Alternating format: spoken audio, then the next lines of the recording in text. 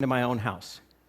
I had just driven home. It was around midnight in the dead of Montreal winter. I'd been visiting my friend Jeff across town, and the thermometer on the front porch read minus 40 degrees.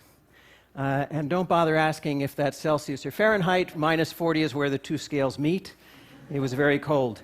And as I stood on the front porch fumbling in my pockets, I found I didn't have my keys.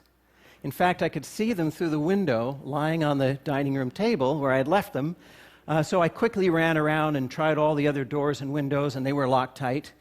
I thought about calling a locksmith. At least I had my cell phone, but at midnight, it could take a while for a locksmith to show up, and it was cold. I couldn't go back to my friend Jeff's house for the night because I had an early flight to Europe the next morning, and I needed to get my passport in my suitcase.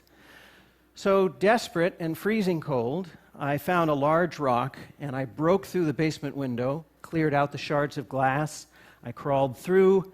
I found a piece of cardboard and taped it up over the whole opening, figuring that in the morning on the way to the airport I could call my contractor and ask him to fix it. This was going to be expensive, but probably no more expensive than a middle-of-the-night locksmith. So I figured under the circumstances I was coming out even. Now, I'm a neuroscientist by training, and I know a little bit about how the brain performs under stress. It releases cortisol, that raises your heart rate, it modulates adrenaline levels, and it clouds your thinking. So the next morning, when I woke up on too little sleep, worrying about the hole in the window and the mental note that I had to call my contractor and the freezing temperatures and the meetings I had upcoming in Europe, and with all the cortisol in my brain, my thinking was cloudy, but I didn't know it was cloudy because my thinking was cloudy. And it wasn't until I got to the airport check-in counter that I realized I didn't have my passport.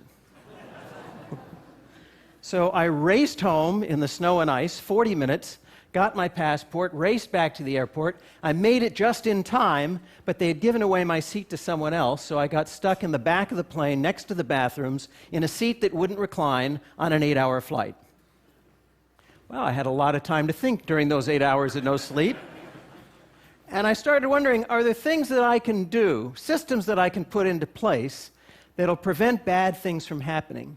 Or at least if bad things happen, will minimize the likelihood of it being a total catastrophe. So I started thinking about that, but my thoughts didn't crystallize until about a month later. I was having dinner with my colleague Danny Kahneman, the Nobel Prize winner, and I somewhat embarrassedly told him about having broken my window and forgot my passport. And Danny shared with me that he'd been practicing something called prospective hindsight. It's something that he had gotten from the psychologist Gary Klein, who had written about it a few years before, also called the pre-mortem. Now, you all know what the post-mortem is. Whenever there's a disaster, a team of experts come in and they try to figure out what went wrong, right? Well, in the pre-mortem, Danny explained, you look ahead and you try to figure out all the things that could go wrong, and then you try to figure out what you can do to prevent those things from happening or to minimize the damage. So what I want to talk to you about today are some of the things we can do in the form of a pre-mortem. Some of them are obvious, some of them are not so obvious. I'll start with the obvious ones. Around the home, designate a place for things that are easily lost. Now, this sounds like common sense, and it is, but there's a lot of science to back this up based on the way our spatial memory works. There's a structure in the brain called the hippocampus that evolved over tens of thousands of years to keep track of the locations of important things. Where the well is, where fish can be found, that stand of fruit trees, where the friendly and enemy tribes live. The hippocampus is the part of the brain that in London taxi cab drivers becomes enlarged. It's the part of the brain that allows squirrels to find their nuts. And if you're wondering, somebody actually did the experiment where they cut off the olfactory sense of the squirrels, and they could still find their nuts. They weren't using smell, they were using the hippocampus, this exquisitely evolved mechanism in the brain for finding things. But it's really good for things that don't move around much, not so good for things that move around. So this is why we lose car keys and reading glasses and passports. So in the home, designate a spot for your keys, a hook by the door, maybe a decorative bowl, for your passport, a particular drawer, for your reading glasses, a particular table. If you designate a spot and you're scrupulous about it, your things will always be there when you look for them. What about travel? Take a cell phone picture of your credit cards, your driver's license, your passport. Mail it to yourself so it's in the cloud. If these things are lost or stolen, you can facilitate replacement. Now, these are some rather obvious things. Remember, when you're under stress, the brain releases cortisol. Cortisol is toxic, and it causes cloudy thinking. So part of the practice of the premortem is to recognize that under stress, you're not going to be at your best, and you should put systems in place. And there's perhaps no more stressful a situation than when you're confronted with a medical decision to make. And at some point, all of us are going to be in that position where we have to make a very important decision about the future of our medical care or that of a loved one to help them with the decision.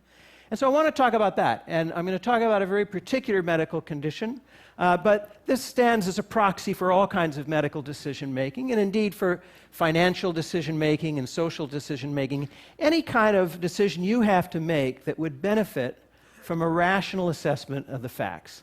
So, suppose you go to your doctor and the doctor says, I just got your lab work back. Your cholesterol is a little high.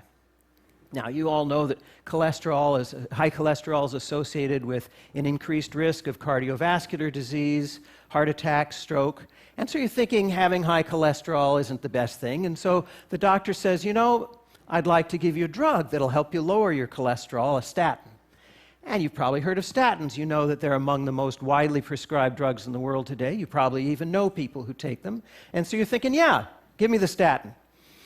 But there's a question you should ask at this point, a statistic you should ask for that most doctors don't like talking about, and pharmaceutical companies like talking about even less. It's for the number needed to treat. Now, what is this, the NNT? It's the number of people that need to take a drug or undergo a surgery or any medical procedure before one person is helped. And you're thinking, what kind of crazy statistic is that? Right?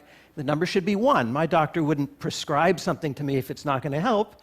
But actually, medical practice doesn't work that way. And it's not the doctor's fault. If anybody's fault, it's the fault of scientists like me. We haven't figured out the underlying mechanisms well enough. But GlaxoSmithKline estimates that 90% of the drugs work in only 30 to 50% of the people. So the number needed to treat for the most widely prescribed statin, what do you suppose it is? How many people have to take it before one person's helped? 300. This is according to research by research practitioners Jerome Groopman and Pamela Hartzband, independently confirmed by Bloomberg.com. I ran through the numbers myself. 300 people have to take the drug for a year before one heart attack, stroke, or other adverse event is prevented. Now, you're probably thinking, well, okay, 1 in 300 chance of lowering my cholesterol. Why not, doc? Give me the prescription anyway. But you should ask at this point for another statistic, and that is, tell me about the side effects, right? So for this particular drug, the side effects occur in 5% of the patients. And they include terrible things, debilitating muscle and joint pain, gastrointestinal distress. But now you're thinking, well, 5%, not very likely it's going to happen to me. I'll still take the drug. But wait a minute. Remember, under stress, we're not thinking clearly. So think about how you're going to work through this ahead of time so you don't have to manufacture the chain of reasoning on the spot. 300 people take the drug, right? One person's helped. 5% of those 300 have side effects. That's 15 people. You're 15 times more likely to be harmed by the drug than you are to be helped by the drug. Now, I'm not saying whether you should take the statin or not. I'm just saying you should have this conversation with your doctor. Medical ethics requires it. It's part of the principle of informed consent. You have the right to have access to this kind of information to begin the conversation about whether you want to take the risks or not. Now, you might be thinking I've pulled this number out of the air for shock value. But in fact, it's rather typical, this number needed to treat. For the most widely performed surgery on men over the age of 50, removal of the prostate for cancer, the number needed to treat is 49. That's right, 49 surgeries are done for every one person who's helped. And the side effects in that case occur in 50% of the patients. They include impotence, erectile dysfunction, urinary incontinence, rectal tearing, fecal incontinence, and if you're lucky, and you're one of the 50% who has these, they'll only last for a year or two. So the idea of the pre-mortem is to think ahead of time to the questions that you might be able to ask that will push the conversation forward. You don't want to have to manufacture all of this on the spot. And you also want to think about things like quality of life, because you have a choice oftentimes. Do I want a shorter life that's pain-free, or a longer life that might have a great deal of pain towards the end? These are things to talk about and think about now with your family and your loved ones. You might change your mind in the heat of the moment, but at least you're practiced with this kind of thinking. Remember, our brain under stress releases cortisol. And one of the things that happens at that moment is a whole bunch of systems shut down. There's an evolutionary reason for this. Face to face with a predator, you don't need your digestive system or your libido or your immune system, because if your body is expending metabolism on those things and you don't react quickly, you might become the lion's lunch, and then none of those things matter.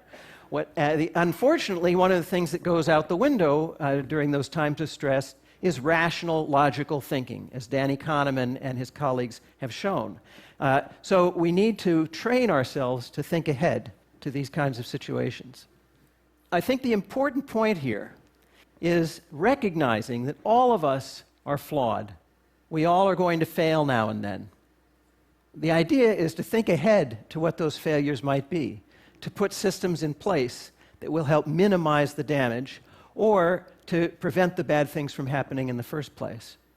Getting back to that snowy night in Montreal, when I got back from my trip, I had my contractor install a combination lock next to the door with a key to the front door in it, an easy-to-remember combination, and I